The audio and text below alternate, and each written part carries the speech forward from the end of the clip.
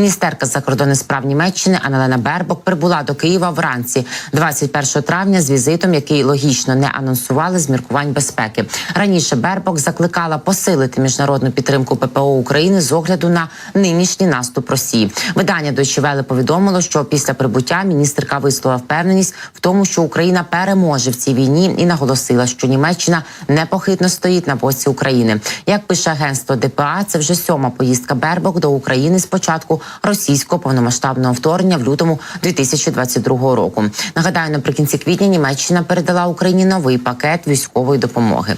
Крига з кресла. На фоні приїзду Анналени Бербок ще стало відомо, що Німеччина схвалила план Сполучених Штатів Америки про гроші для України з конфіскованих активів РФ. Саме Німеччина гальмувала ухвалення ось такого плану, знову ж таки з огляду на свої історичні острахи. Згода Німеччини може стати вирішальним кроком, який наблизить Вашингтон і союзників до отримання нового значного пакету допомоги Києву. Німецькі чиновники готові підтримати план США щодо використання майбутніх доходів від заморожених російських активів, які здебільшого знаходяться в Європі, для підтримки допомоги Україні у розмірі $50 мільярдів, пише Bloomberg з посиланням на обізнаних осіб. Зазначається, що згода Німеччини може стати вирішальним кроком, який наблизить Вашингтон і його союзників до отримання нового значного пакету допомоги Києву і забезпечить участь США незалежно від результату листопадових виборів. Офіційні особи в Сполучених Штатах Америки та ЄС кажуть, що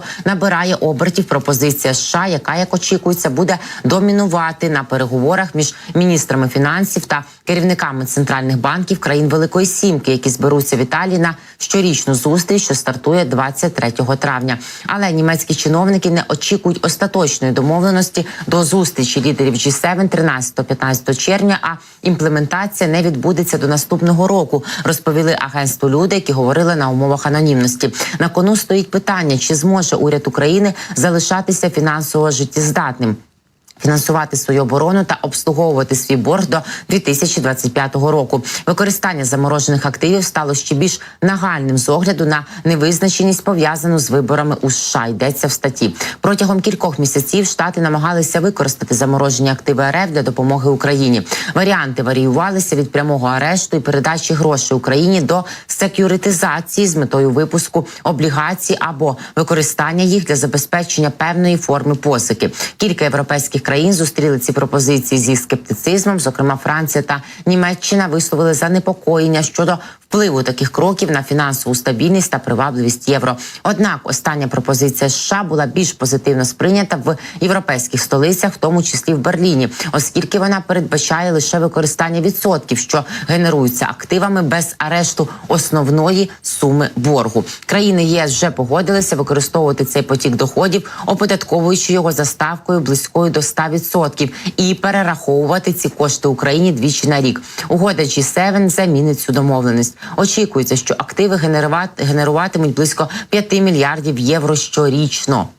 Так, звісно, це не прям ця сума, яка могла б нам бути від 300 мільярдів конфіскованих активів Російської Федерації, але теж непогано. Остаточний розмір пакету допомоги залежатиме від тривалості термінів погашення боргу та тривалості іммобілізації активів, але офіційні особи кажуть, що він може становити до 50 мільярдів доларів. США сподіваються, що всі уряди G7 або принаймні частина візьмуть участь у наданні авансового кредиту, але офіційні особи заявили, що Вашингтон готовий взяти на себе всю суму кредиту самостійно, якщо ЄС надасть достатню гарантію того, що активи залишаться знерухомленими, а кредит буде погашений. Тим часом Росія, звісно, продовжує готувати свої наступальні дії в рамках прямого або гібридного, звичного для них вторгнення на країни Європи, на члени країни Альянсу, і готуються відповідно і самі європейські країни, зокрема наші найближчі сусіди. Практично рови з крокодилами для захисту від росіян та їхніх сателітів.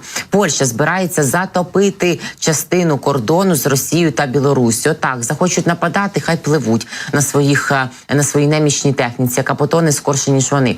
Польща вже має паркан висотою 5,5 метрів на частині кордону з Білоруссю. Прем'єр-міністр Польщі Дональд Туск розповів і про будівництво системи укріплень на кордоні з Білоруссю та Росією, яка включатиме укриття, лісові насадження та затоплені ділянки. В етері телеканалу ТВН-24 він уточнив, що йдеться про 400 кілометрів на східній адмінмежі.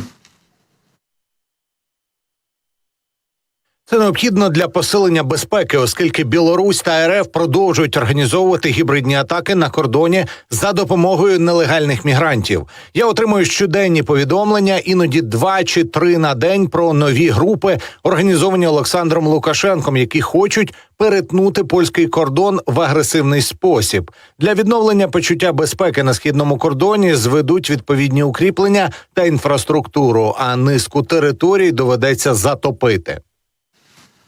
Це необхідно для посилення безпеки, оскільки Білорусь та Російська Федерація продовжують організовувати гібридні атаки на кордоні за допомогою нелегальних мігрантів. І отримує тут повідомлення щоденні, іноді 2 чи 3 рази про нові групи, які хочуть Путін і Лукашенко готують для ось такої своєї агресії. Попередній уряд побудував паркан на польсько-білоруському кордоні довжиною понад 180 кілометрів і висотою 5,5 метрів для захисту від нелегальної міграції. Його доповнює система камер і датчиків, що стежать за адмінмежею.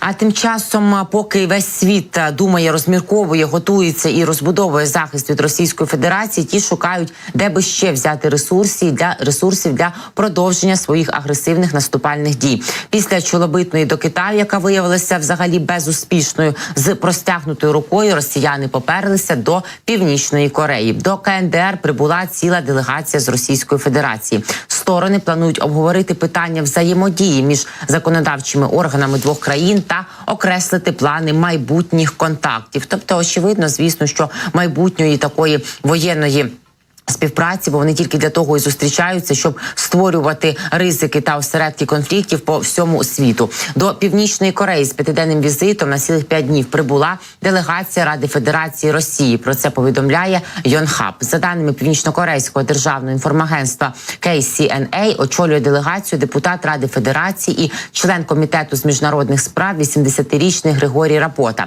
В повідомленні посольства Росії в КНДР зазначається, що делегація перебуватиме у Пхеньяні до п'ятниці. За цей час сторони планують обговорити питання взаємодії між законодавчими органами двох країн та окреслити плани майбутніх контактів. Як пише Йонхаб, візит делегації Радфеду РФ відбувається в той момент, коли Північна Корея і Росія активно розширюють співпрацю в низці сфер після рідкісного саміту між їхніми лідерами у вересні минулого року. Минулої суботи північно-корейська делегація з прикордонного міста Рассон повернулася додому після тижневої поїздки на російський Далекий Схід, під час якої губернатор сусіднього з КНДР Приморського краю Олег Кожем'яко заявив про плани відновити рух пасажирських потягів між Владивостоком і Північною Кореєю, зупинений через пандемію COVID-19. Ну і ми знаємо, що снаряди з Північної Кореї та й балістика теж звідти суне, їде і валить також і по залізниці до Російської Федерації. Тож очевидно, що ось ці відновлення сполучень навряд чи потрібні для збільшення великого туристичного